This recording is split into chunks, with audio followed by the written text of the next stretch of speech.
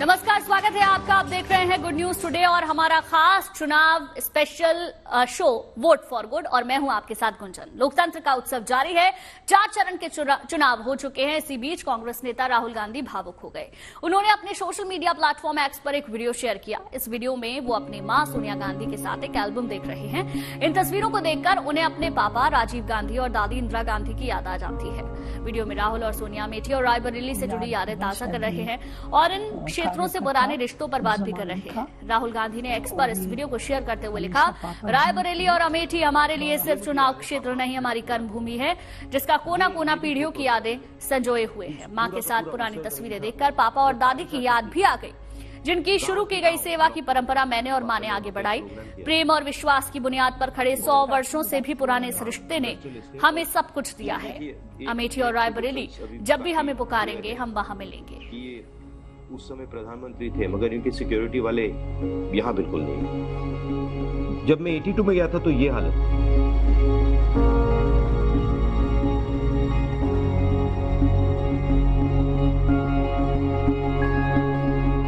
पहली बार आप रायबरेली कब गए? 81-82 शुरू किया काम। हम लोग जाते थे मेडिकल कैंप के लिए। बहुत सारे अच्छे डॉक्टर लोग थे वहाँ के, दिल्ली के। सेवा करने के लिए ये लोग हमेशा मदद करते थे।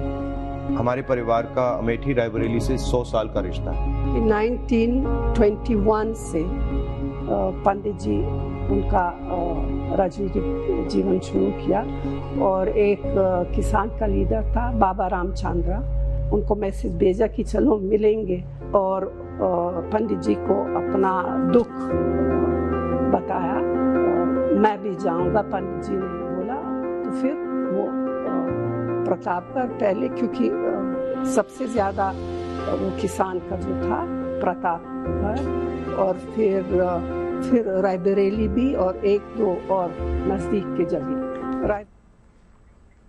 और चलिए अब बात हैदराबाद से असदुद्दीन ओवैसी के खिलाफ मैदान में उतरी बीजेपी उम्मीदवार माधवी लता की, जिन्होंने बीजेपी के 400 पार के नारे को लेकर कहा कि मैं भगवान से प्रार्थना करूंगी 400 पार के लक्ष्य में हैदराबाद का साथ भी मिले। माधवी लता ने ओवैसी पर वार करते हुए कहा, ये लोग हमें जेल में डालकर मार डालना चाहते हैं, लेकिन हम दिखाएंगे हमें चाहने वाले लोग किस तरह से आगे आते हैं। हमारी इतनी सौभाग्य है कि हमको कहीं बुला रहे हैं तो हम जाएंगे। हमारे मोदी भैया जी, हमारे अमित भाई जी, सब के लिए हम उनका जो भी है हमारे लिए है ऑर्डर्स, हम उनका पालन करेंगे। जो भी हमारे लिए वो कह बुला के बुझाते हैं हम वो करेंगे। हम अपने आप को बड़ी सौभाग्यशाली समझते कि हमको मानते हैं, हमको इतना वो मर्यादा करे, हमको इतना स्थान दिए कि हम लायक है कहीं जाकर कैंपेनिंग करने के लिए। जगह जैसे ही पता चलेगी भैया पहले हम ENI को बता देंगे। बस हम शंकर भगवान से प्रार्थना करेंगे कि हमारे सारे पूजा जप तप हमारे मोदी भैया को दे देना। वैसे तो हमको पता है वो जीतेंगे, लेकिन अब की बार 400 पार हैदराबाद से कर तीसरी बार हमारा प्रधानमंत्री बन जाए।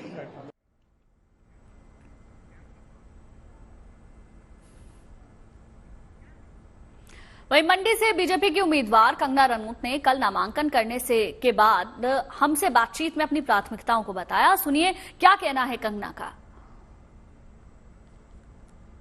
मंडी से भाजपा प्रत्याशी हैं एक्ट्रेस कंगना रनौत इस समय हमारे साथ है। नामांकन आज किया है कंगना जी। रील से रियल लाइफ चैलेंजेस तो हैं ही है। नामांकन के बाद जो लोगों का रिस्पांस आज था, क्योंकि कई लोग गए, कई ने होटिंग की, कई ने सेल्फीज ली, आपकी क्या ऑब्जर्वेशन है, क्या डिफरेंट आपने फील किया? देखिए, मेरी तो ये पहली नामांकन है सेरी मंच पे, जैसा कि आपने सुना, और वहां पर जो है ओपनली नेताओं ने कहा कि इससे पहले ऐसा कभी नहीं देखा गया, इस तरह का क्राउड, इस तरह का लोगों का आना, अटेंडेंस, एनर्जी। तो ये एक बहुत ही अभूतपूर्व, मैं कहूंगी अनप्रेसिडेंटेड टर्नआउट था लोगों का। चैलेंजेस क्या मानते हैं, क्योंकि एरिया भी है और पार्टी ने, जैसे पार्टी की भी जिम्मेदारी है, पॉलिटिकल आपके कॉम्पिटेंट ओपोनेंट भी हैं, तो क्या चैलेंजेस? चैलेंजेस तो खैर यही है कि जो कॉन्स्टिट्यूएंसी है बहुत बड़ी है, इंडिया की सेकंड लार्जेस्ट है, तो जियोग्राफिकली चैलेंजिंग भी है। हर दिन हम लोग 300 से 400 किलोमीटर कवर करते हैं, फिर भी ऐसा लगता है कि और हो सकता था, और लोगों को मिल सकते थे। तबीयत भी काफी मेरी एग्जॉस्ट में हो चुकी हूँ, कब से लगी हुई हूँ, फिर भी बहुत सारी जगहें कवर करने को है। प्रायोरिटी क्या देखते हैं आप? प्रायोरिटी में मेरे लिए आई थिंक कनेक्टिविटी ही होगी मेन सबसे ज्यादा। तो हिमाचल जो है बहुत ही ब्यूटीफुल है। इस ब्यूटी तो आपको कई जगहों पे मिल जाएंगी, जैसे मैंने कहा फ्रेंच एल्प्स भी हैं, इटली में भी है, तो लेकिन ये जो देव भूमि है जहाँ पांडवों ने तपस्या की है, शक्तिपीठ है, चाहे मांडव ऋषि हो गए या मनु ऋषि की तपोभूमि हो गई या मार्कंडे ऋषि की, ये सब आपको कहाँ मिलेगा? तो मैं कहूँगी स्वर्ग जैसी सुंदर हमारी देवभूमि है।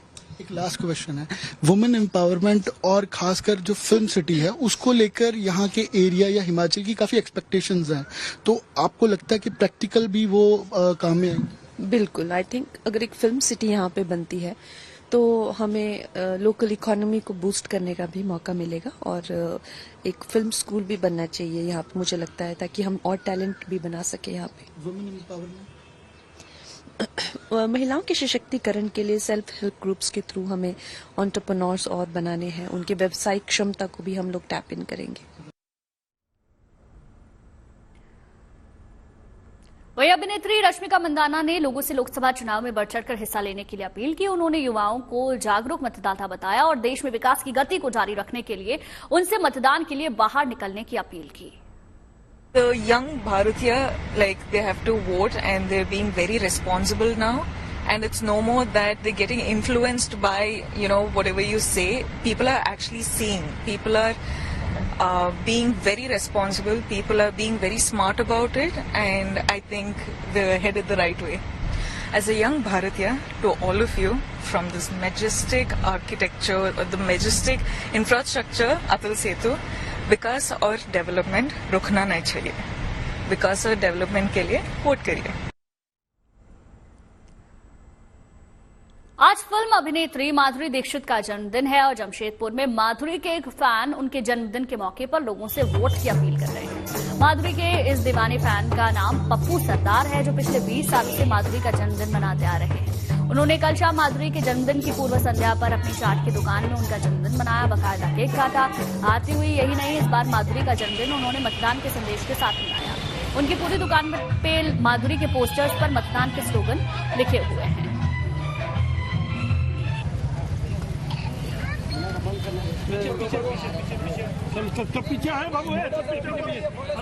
हमारी बहन माधुरी दीक्षित का जन्मदिन भी है, तो जन्मदिन के साथ हम चाहते थे कि एक अच्छा कार्य हो, लोगों तक संदेश जाए। पूरा भारतवर्ष उसको चाहने वाला है और ये मतदान का जो मैसेज है ये पूरे भारतवर्ष के लिए है। वोट फॉर गुड में अब बात प्रधानमंत्री मोदी के एक जबरा फैन की कर लेते हैं। वैसे तो प्रधानमंत्री मोदी की फैन फॉलोइंग अच्छी खासी है, लेकिन चाहने वालों के इस हुजूम में एक फैन ऐसे भी हैं जो आपको दूर से ही चमकते नजर आ जाएंगे। दरअसल प्रधानमंत्री के अनोखे फैन 2.5 किलो सोने के गहने पहनकर घूमते हैं। सनी देओल के 2.5 किलो के हाथ वाले डायलॉग के बाद आजकल प्रधानमंत्री के 2.5 किलो सोने वाले फैन भी काफी चर्चा में हैं। वैसे चर्चा की एक वजह यह भी है कि इन्होंने अपने पसंदीदा नेता के लिए एक गाना बनाया है जो इन दिनों यूट्यूब पर खूब धमाल मचा रहा है। ये एक मशहूर पंजाबी सिंगर बलजीत सिंह हैं और साफ तौर पर आप देखेंगे कि इनके गले में, इनके हाथों में और सब तरह पर जो चारों तरफ आपको दिखाई देगा गोल्ड ही गोल्ड दिखाई देगा। सबसे पहले तो गोल्ड का प्यार क्या है? जी, सबसे पहले तो आपको मेरा नमस्कार, पूरे भारत देश को भारत माता की जय। मैं आपका अपना gold king Baljeet Singh, Indian singer. तो ये जो चीज़ें होती है, गोल्ड एक आइडेंटिटी होती है, मेरे ख्याल से बाबा जी की ओर से आया है। ये एक आइडेंटिटी है कि मुझे पहचान गोल्ड में मिल रही है। लेकिन the gold king Baljeet Singh एक और चीज के लिए मशहूर हैं, वो ये कि उन्होंने अभी प्रधानमंत्री मोदी को एक गाना डेडिकेट किया है। क्या है वो गाना? आइए उन्हीं से सुनते हैं। जरा पहले वो बताइए जरा क्या है उस गाने के बारे में और जरा दिखाइए भी, सुनाइए भी। जी, एक्चुअली जो आदरणीय श्री प्रधानमंत्री जी के लिए मैंने गाना डेडिकेट किया है, एक्चुअल में जो प्रधानमंत्री जी का हमारी कौम के लिए उन्होंने किया है, हम उनके ऋणी हैं। जो छोटे 4 साहिबजादों का जो बाल दिवस है वो विश्व लेवल तक उन्होंने मनाया है, गुरु तेग बहादुर साहब जी का 550 साल। तो हमारी सिख कम्युनिटी को उनकी बहुत बड़ी देन है। तो मैंने किया, तो उनके लिए हम कुछ कर नहीं सकते, क्योंकि उनके ऊपर देश की इतनी बड़ी जिम्मेवारी है कि देश को चलाना, फिर सब लोगों को एक समान चलना। जितना उनका सर गुरुद्वारे में झुकता है उतना ही मंदिर में झुकता है, उतना ही उनका हर जगह पे सर झुकता है। तो वो एक हमारे आदरणीय, वो तपस्वी भी है, साधु भी हैं। तो मैंने मेरे गाने के ज़रिए अपने हाव भाव देने की कोशिश की है कि मैंने मेरे गाने में उनको एक दिखाया है कि जो उनकी ओरिजिनल पर्सनैलिटी है, कि जैसे वो प्रभु श्री राम के लल्ला भी है, वो साधु भी है, तपस्वी भी है, महावीर के दूत भी है। तो ये सब चीज़ें मैंने उनको गाने के ज़रिए एक डेडिकेट की है। 2 बोल मैं गाने के आपको सुनाता हूँ। हर हर मोदी घर घर मोदी, हर हर मोदी घर घर मोदी, तुम हो भारत देश के राजा, प्रभु श्री राम ने तुमको साजा, साधु भी हो तपस्वी भी हो, गरीबों के हो गरीब निवाजा। हर हर मोदी घर घर मोदी, हर हर मोदी घर घर मोदी, हर हर मोदी घर घर मोदी। तो ये गाने पूरा आप यूट्यूब पे सुन सकते हो, हर हर मोदी। और अब देखते हैं हमारा खास सेगमेंट, ये पब्लिक है।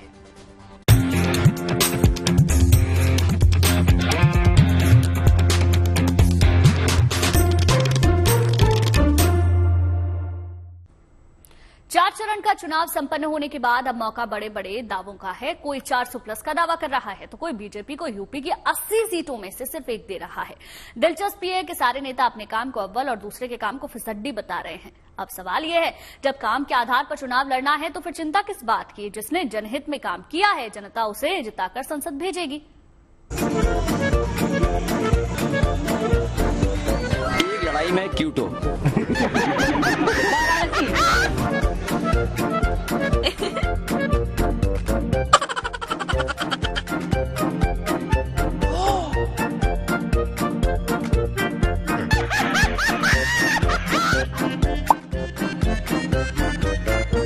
चुनाव में दावों का बड़ा महात्म्य होता है। नेताओं के दावों पर अगर भरोसा किया जाए तो महज 547 सीटों वाली लोकसभा के लिए 15-20 हजार की जीत के दावे अलग अलग मौकों पर अलग अलग नेता कर देते हैं। ऐसा ही एक दावा ठोका है अपने यूपी वाले अखिलेश भैया ने। अखिलेश यादव यूपी की 80 सीटों में से बमुश्किल 1 सीट बीजेपी को दे रहे हैं, वो भी क्योटो वाली सीट। अब आप पूछेंगे कि यूपी में क्योटो लोकसभा सीट कहाँ है भाई? नहीं पता आपको तो लीजिए भैया जी से ही जान लीजिए। कितनी सीटें गठबंधन की प्रदेश में? कितनी? देखिए, 1 सीट के अलावा सब सीटें जीत रहे हैं। कौन सी सीट? एक लड़ाई में क्यूटो वाराणसी, वो क्यूटो है, एक लड़ाई में है, बाकी सब इंडिया गठबंधन जीत रहा है। उसको क्यों छोड़ दिया? वो लड़ाई में है, थोड़ा बढ़ जाएगा, मेहनत करेंगे तो। कितनी क्यूट बातें करते हैं अखिलेश जी आप। पर चलिए, 1 सीट भी दे रहे हैं तो बीजेपी वालों को इसे आपकी उदारता माननी चाहिए। पर ये बताइए कि आप वाराणसी सीट को क्योटो क्यों कह रहे हैं? अगर प्रधान सांसद उन्होंने नॉमिनेशन किया है तो कम से कम क्यूटो तो बोले उसको, और हम वाराणसी काशी नहीं बोलते हैं। प्रधान सांसद जी ने क्यूटो में नॉमिनेशन किया है। जो क्यूटो का विजन दे करके जनता का वोट ले लिए, जनता उन्हीं को तरसा देगी, क्योंकि क्यूटो नहीं बना है। ओ, तो ये बात है, काशी को क्योटो बनाने का वादा करके मुकर गए, इसीलिए जनता तरसा देगी वोटों के लिए। वैसे जनता वादों पर भरोसा करके मौका देती है, एक बार नहीं कई बार। अब अमेठी सीट को ही ले लीजिए। 1977 में पहली बार यहां गांधी परिवार की एंट्री हुई। संजय गांधी यहां से चुनाव लड़े, लेकिन इमरजेंसी के साइड इफेक्ट्स में हार गए। पर जनता ने 1980 में संजय गांधी को जिताकर लोकसभा भेज दिया। उसके बाद लगातार अमेठी सीट से गांधी परिवार के लोग या परिवार के वफादार यहां से चुनाव जीतते रहे हैं। कितने सपने थे अमेठी को लेकर गांधी परिवार के, फिर भी जनता ने 2019 के चुनाव में सपनों का ख्याल न करते हुए राहुल गांधी को पटखनी दे दी।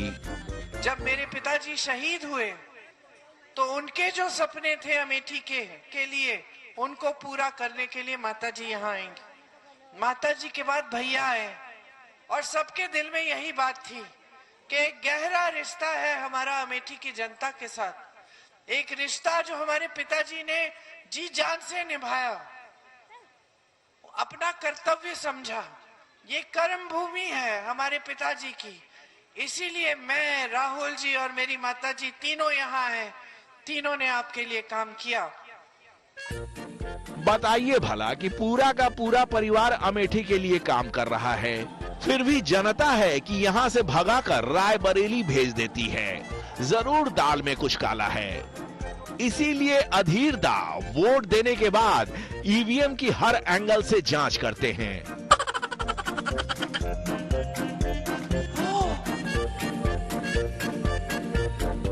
जियोमेट्री में जितने तरह के कोण उन्होंने अपने कॉम्पास से बनाए थे, उतने तरह के कोण अपने शरीर से बनाकर ईवीएम की पड़ताल करते हैं। फिर यहां से हटते हैं और लौटकर दोबारा आते हैं, फिर जांच करते हैं। अरे अधीर भाई, काहे इतने अधीर हो रहे हैं? बहरामपुर की जनता ने पहले बिना कोड बनाए ही 5 बार जिताकर आपको लोकसभा भेजा है, इसलिए भरोसा रखिए, काम करेंगे तो कोड बनाने की जरूरत ही नहीं पड़ेगी, क्योंकि ये जो पब्लिक है सब जानती है। Bureau report, good news today.